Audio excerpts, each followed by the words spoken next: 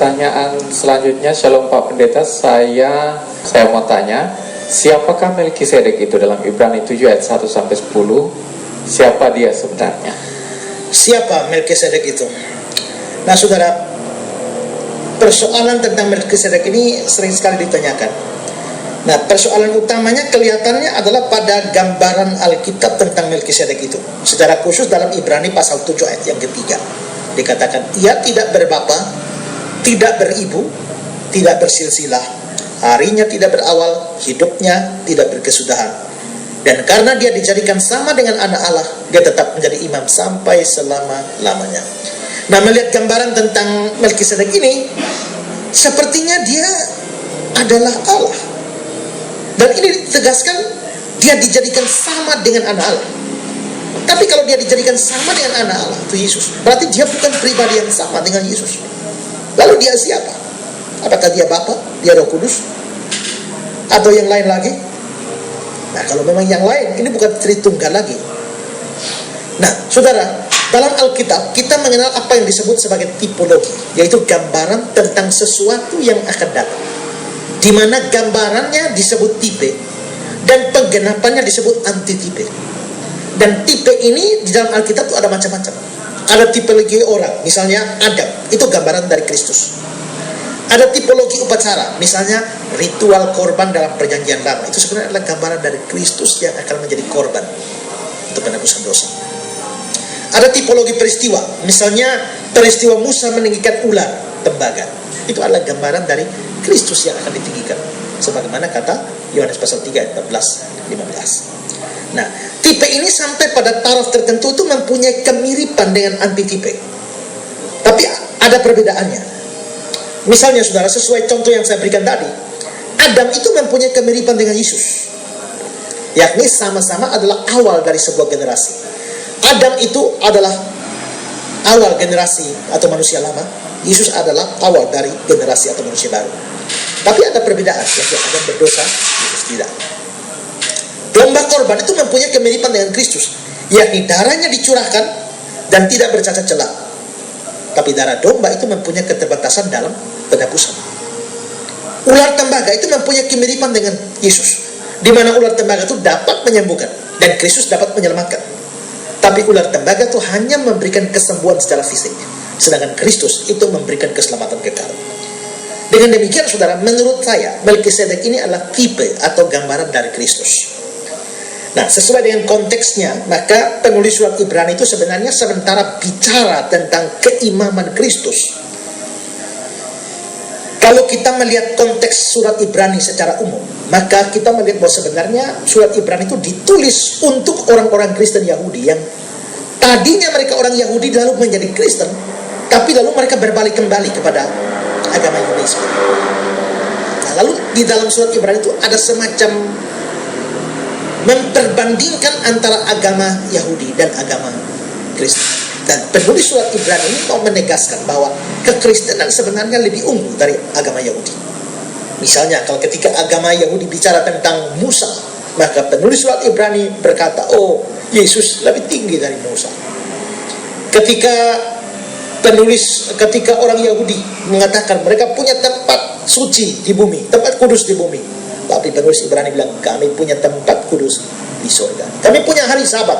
Penulis Ibrani bilang, kami punya satu hari perhentian. Jadi semacam itu. Nah, lalu misalnya orang Yahudi atau agama Yahudi berkata, kami mempunyai imam besar. Kristen mana? Nah, lalu penulis Ibrani mengatakan, oh, kami punya imam besar, yakni Yesus Kristus. Tapi kalau memang Yesus adalah imam besar, ini menyalahi aturan. Mengapa? Aturan imamat. Kenapa? Karena yang berhak menjadi imam itu orang dari suku Lewi dan turunannya Harun dan seterusnya. Jadi suku Lewi itu sukunya imam-imam. Yesus itu bukan dari suku Lewi. Yesus dari suku Yehuda. Karena itu dia disebut sebagai singa dari Yehuda. Yehuda itu menurunkan raja-raja, tapi bukan imam.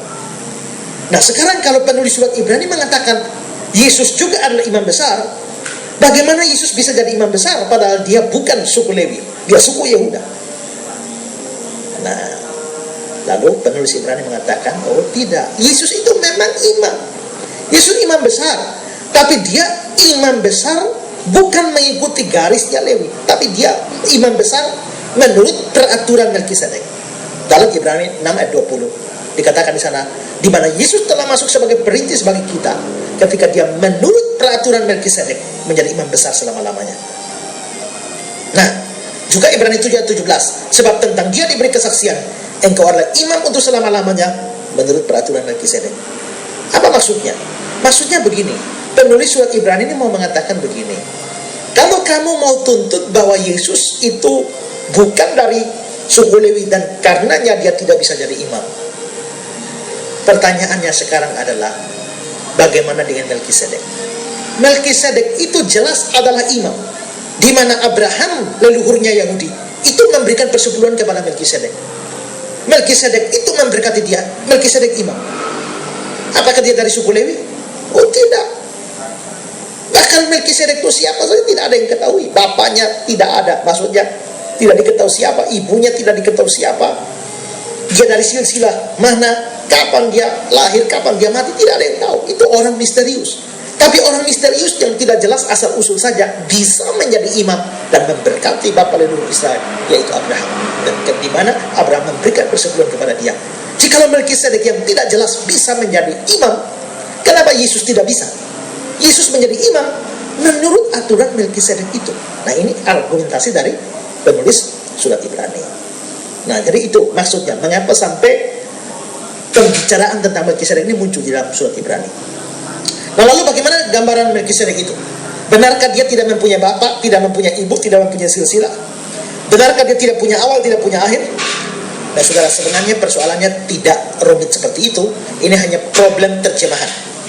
Terjemahan baru bahasa Indonesia itu memberi kesan seperti itu, tetapi sebenarnya tidak demikian. Kalau saya baca ayat ini dalam terjemahan bahasa Indonesia sehari-hari, ayat ini berbunyi, mengenai Melkisedek, dia tidak ada keterangan dimanapun bahwa dia mempunyai bapak atau ibu atau nenek moyang. Tidak ada juga keterangan tentang kelahirannya atau kematiannya. Dia sama seperti anak Allah, dia adalah imam yang abadi. Jadi bukan dia lahir dari lubang batu, bukan dari kayu, bukan. Tapi maksudnya tidak ada keterangan apapun tentang asal usul dia. Di dalam Alkitab bahasa Inggris, Temporary English Version, itu diterjemahkan, there is no record of Melkisedek's father or mother or any his ancestor, no record of his birth, of his death, dan seterusnya. Jadi tidak ada laporan tentang ayahnya atau ibunya Melkisedek atau silsilahnya. Tidak ada laporan tentang kelahirannya atau kematiannya. Di dalam Contemporary English Version itu diterjemahkan, we are not told that he had a father or mother, dan seterusnya. Tidak dinyatakan bahwa dia mempunyai ayah atau ibu atau silsilah, dan seterusnya. Dalam Alkitab God's Word diterjemahkan, no one knows anything about Melkisedek's fathers, mothers, or ancestors, dan seterusnya. Tidak ada seorang pun yang tahu hal-hal tentang ayah, ibu, dan silsilah Melkisedek. Dari sini jelas bahwa Melkisedek bukannya tidak mempunyai ayah atau ibu atau silsilah dalam pengertian sesungguhnya. Jelas dia punya semua itu, tapi tidak ada informasi sama sekali tentang dia. Siapa ayahnya, ibunya, nenek moyangnya, kapan dia lahir, kapan mati, kapan menjadi imam, kapan berhenti jadi imam, tidak ada yang tahu. Dia muncul sebagai tokoh misterius, begitu saja. Dan penulis surat Ibrani menggunakan gambaran Melkisedek ini untuk membuktikan keimaman Kristus sebagai sesuatu yang sah, walaupun dia tidak berasal dari suku Lewi, melainkan dari suku Yehuda. Karena kalau Melkisedek yang tidak jelas silsilahnya saja bisa jadi imam, mengapa Yesus tidak bisa menjadi imam hanya karena dia tidak berasal dari Lewi? Jadi kesimpulannya adalah Melkisedek itu manusia biasa seperti kita, hanya misterius, tidak ada informasi, dan dia dilihat sebagai gambaran dari Kristus sendiri.